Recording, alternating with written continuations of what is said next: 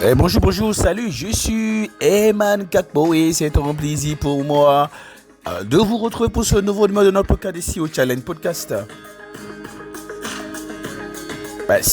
Podcast au cours duquel nous travaillons ensemble à trouver des astuces, des insights, des orientations nouvelles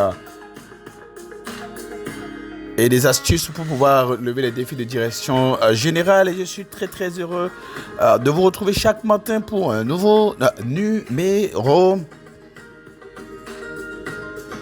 Eh bien, quelqu'un m'a dit, tiens, le vendredi dernier, on n'a pas reçu le podcast. Oui, c'est vrai, c'est parce qu'on avait un défi avec l'emailing. Sinon, le podcast était disponible. Et d'ailleurs, on l'a renvoyé le samedi matin. J'espère que vous avez pu le recevoir et que vous avez pu, donc, du coup, en prendre connaissance. Nous étions en train de parler depuis 3 numéros maintenant de la question de la solitude du dirigeant. Et aujourd'hui, nous allons continuer dans ce sens et surtout parler de comment est-ce que le dirigeant fait pour profiter de la synergie, le dirigeant fait pour ne pas se retrouver dans cette solitude nocive et torturante qui parfois, donc du coup, peut être une source, donc du coup, parfois de décès, de mort, de chute personnelle pour lui. L'art de se réconcilier avec soi-même et les autres assez tôt et ne pas traîner des rancœurs sur soi, c'est ce que nous allons aborder aujourd'hui dans ce nouveau numéro de notre podcast SEO Challenge Podcast. Le pire, j'allais dire, qui puisse arriver à un dirigeant, c'est de se faire des ennemis nuisibles et inutiles. Un dirigeant veut bâtir l'équipe la plus synergique possible. Je ne dis pas forcément que tout le monde doit être d'accord avec lui et que tout le monde doit être avec lui pour qu'il puisse faire ses objectifs, mais autant il est vrai qu'un président français avec une popularité de 33% peut non seulement renouveler son mandat et puis donc du coup être élu avec 50,01% et autant il peut gouverner avec donc autant on n'a pas besoin d'avoir tout le monde avec soi avant de s'en sortir. Mais ne pas avoir tout le monde avec soi ne veut pas dire avoir tout le monde contre soi. Si vous avez tout le monde contre vous, eh bien, il n'y a rien à faire. Vous n'allez pas pouvoir, donc, du coup, créer quelque chose de durable qui permette d'asseoir les bases durables de la performance, de la croissance et de la pérennisation de votre organisation, de votre entreprise, celle que vous dirigez. Nous avons eu à parler du besoin pour un dirigeant de s'arranger pour que les gens n'aient pas de bonnes raisons de travailler contre lui. Mais il peut arriver qu'un dirigeant, effectivement, soit sur le qui-vive, qu'il trouve des ennemis partout. Ouais, mais tiens, dans mon pays, le Bénin, on a tellement peur de l'autre. L'ennemi de l'homme, c'est l'homme, n'est-ce pas? Bon, c'est vrai, ok. On va dire que parfois, il peut arriver que les gens soient d'une méchanceté nocive qui fasse que parfois, ils veulent plutôt votre mort et il va de soi et parfois qu'on soit tenté de dire on va en découdre avec les gens, on va réduire à néant ceux qui pourraient nous empêcher de gouverner tranquillement. Eh bien, ça dépend. On dit souvent qu'un prince régent qui prend le pouvoir, il doit tuer tous ses demi-frères et s'il le faut, envoyer ses frères et ses sœurs avec leur famille en exil. Mais cela n'est vrai que pour des dirigeants qui se retrouvent à devenir paranoïaques. Si les politiciens, donc, du coup, peuvent se permettre de perdre du temps du moins dans le combat pour réduire à néant leurs opposants, le dirigeant d'entreprise n'a pas d'ennemis a priori à part les gens qu'il voit ainsi, n'est-ce pas? Et qu'il veut du moins peut-être, comme il le pense, en découdre avec lui. Mais je ne crois pas forcément que lorsqu'on est un dirigeant d'une entreprise, on a autant d'ennemis qu'on le voit.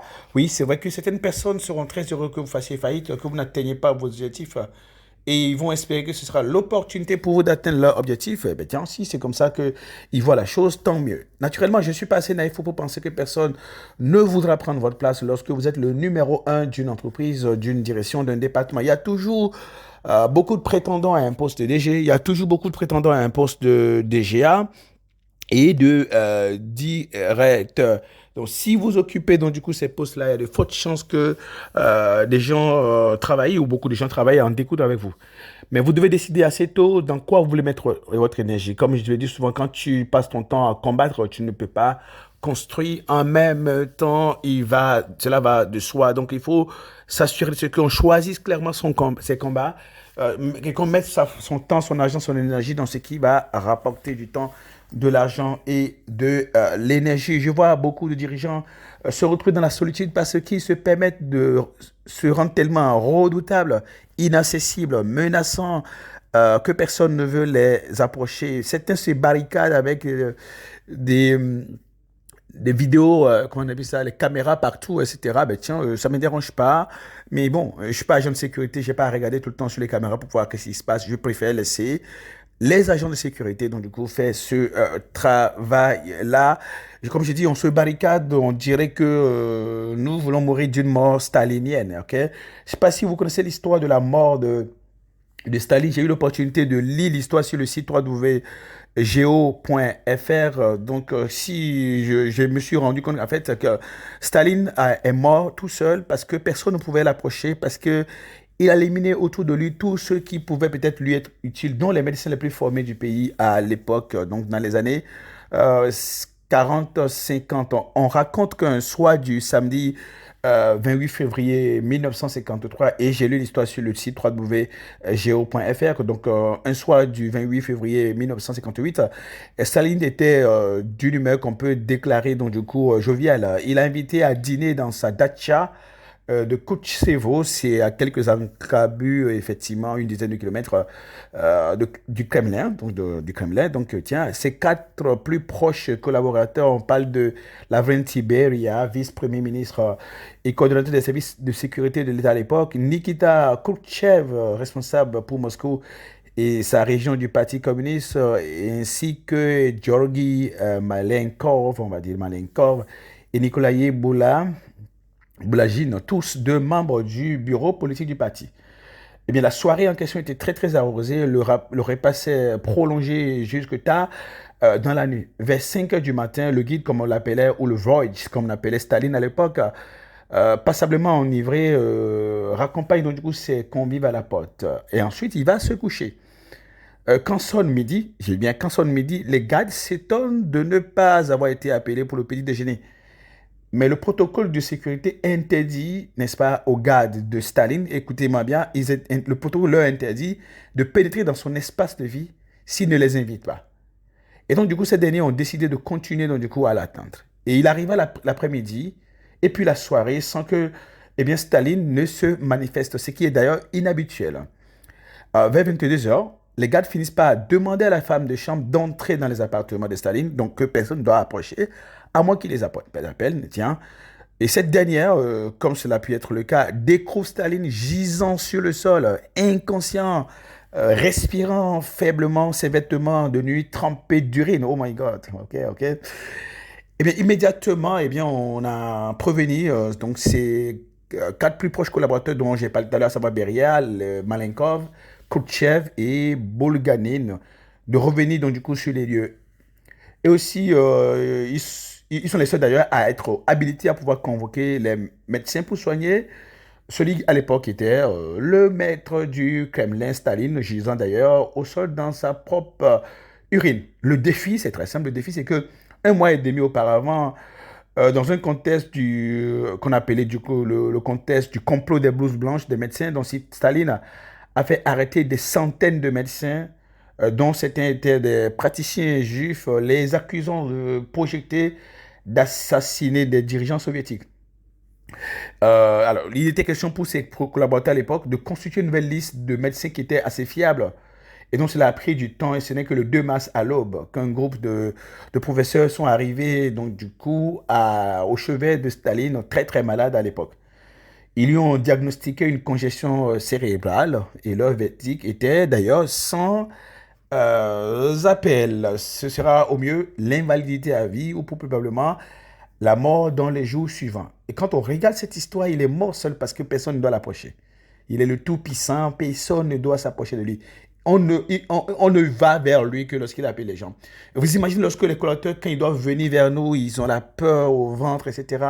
Vous imaginez comment ces dirigeants peuvent créer de la solitude au point d'éliminer les ressources les plus déterminantes pour eux, dont les médecins dans le cas de Staline. Et parfois, nous éliminons les gars qui peuvent plus nous aider, les gens qui nous disent la vérité autour de nous et on se retrouve dans la solitude. Dans le sens optimal du leadership, un leader devait rassembler plutôt que de séparer. Il devait s'imposer, donc du coup, de voyager, n'est-ce pas, léger, et régler ses comptes avec lui-même afin de rester à même, de rester en mesure de relever ces défis dans la synergie en faisant équipe avec d'autres personnes. Oui, c'est ce qui permettrait à un dirigeant de pouvoir, donc du coup, s'en sortir. Je cherche, pour ce qui me concerne, constamment des gens avec qui je peux m'associer pour réaliser de grandes choses ensemble. Et je ne peux donc pas me permettre de créer des ennemis ni d'éloigner les gens donc, du coup de moi. Comme le dit John Maxwell, et on n'a pas partagé ça, tiens, un est un chiffre trop petit pour faire de grandes choses. Donc, pour reprendre le thème 2, John Maxwell. Et ma suggestion en général pour les dirigeants, c'est d'éliminer cette rancœur, cette adversité nuisible de leur méthode pour asseoir leur pouvoir. On n'a pas besoin de tuer pour pouvoir réussir, on n'a pas besoin de contrer pour pouvoir s'en sortir. On doit s'assurer de ce qu'on bâtisse l'équipe de talent la plus forte, la plus diversifiée possible. Lors de notre Executive Leadership Workshop à Doha en février 2024, j'ai partagé avec les dirigeants quelques astuces que je fais miennes et que je suis très heureux de partager avec vous. Ce matin, première chose, n'ayez pas d'autres ennemis à abattre que ce qui vous empêche de performer. Parfois, on met son énergie à combattre ce qui n'a aucun lien avec les objectifs les plus déterminants pour nous, les objectifs que nous voulons faire. Ne tenez pas un sujet ni aucune rancœur plus de 48 heures. Il peut m'arriver d'avoir un peu de pincement de cœur parce que quelqu'un peut-être essaie de me blesser. Dans mon cas, ça dure maximum 2 minutes. Et quand je traîne trop, c'est 2 heures de temps. Et dans le pire des cas, c'est 48 heures. Fixez-vous pour objectif de ne pas garder. Parce qu'il faut voyager léger, il faut être léger et en fiabilité, en connexion parfaite avec soi-même et avec les gens autour de soi pour pouvoir faire du résultat, pour pouvoir réussir en tant que dirigeant. Auquel cas, si on ne le réussit pas, du moins ça le fait, dans le cas contraire, j'allais dire, on se retrouve tout seul. N'ayez personne avec qui vous ne voulez pas travailler. Il y a des gens qui disent non, je travaille avec telle personne, etc. Un dirigeant ne peut pas se le permettre parce qu'il ne sait pas de qui il aura besoin demain, avec qui il aura besoin de faire alliance. Parfois, on combat certaines entreprises parce qu'elles seraient nos concurrents, etc. Et puis finalement, on les rachète ou bien nous rachète. On est obligé de faire équipe avec eux. Donc, du coup, on ne sait pas avec qui on va devoir faire famille demain. On ne sait pas avec qui on va devoir faire équipe demain. Donc, autant s'éviter les belliquosités, on va dire comme ça, nuisibles. Traitez vos peurs et doutes et bêtes noires classiques à l'avance. Ne voyez jamais en quelqu'un la source de votre défi, de vos difficultés, à vous en sortir. Montrez clairement aux gens que vous êtes passé à autre chose. Et ne durez pas trop longtemps dans le goumet ou la vengeance nocive qui vole notre énergie et qui nous empêche de rester concentrés, ce qui nous permettra de pouvoir nous en sortir. Laissez le besoin de vengeance aux fragiles. Il n'y a que les fragiles qui trouvent du plaisir à se venger.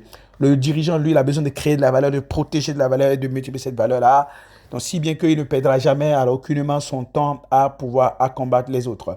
L'effort constant d'un dirigeant, c'est de créer de la synergie nécessaire pour transformer son organisation et la mettre, n'est-ce pas, sur la voie de la performance, sur la voie de la croissance, on va dire, durable. Donc, si vous êtes trop combatif, si vous créez de la solitude, vous ne pouvez plus solliciter les gens dont vous pourriez avoir besoin. Donc, je vous offre, si vous êtes souvent quelqu'un qui est trop combatif et puis se fait des ennemis partout, on a besoin de se parler. Vous êtes dans le fight, le flight et le freeze tout le temps, ça ne, c'est pas marche comme ça. On ne peut pas être un dirigeant performant et en aisance mentale et physique et intellectuelle et émotionnelle comme ça. Eh bien, on peut s'offrir une séance de coaching ensemble et gratuitement pour en parler avec vous. Pendant ce temps, vous devez être redoutable sans faire du mal car, comme on le dit en stratégie, la menace est toujours plus puissante que l'exécution. La menace est toujours plus puissante que l'exécution. Faites de sorte que vous ne mettez jamais vos menaces à exécution. Quant à moi, je serai très heureux de vous retrouver demain pour un nouveau numéro de votre podcast SEO Challenge Podcast. Merci, bonne journée et ciao.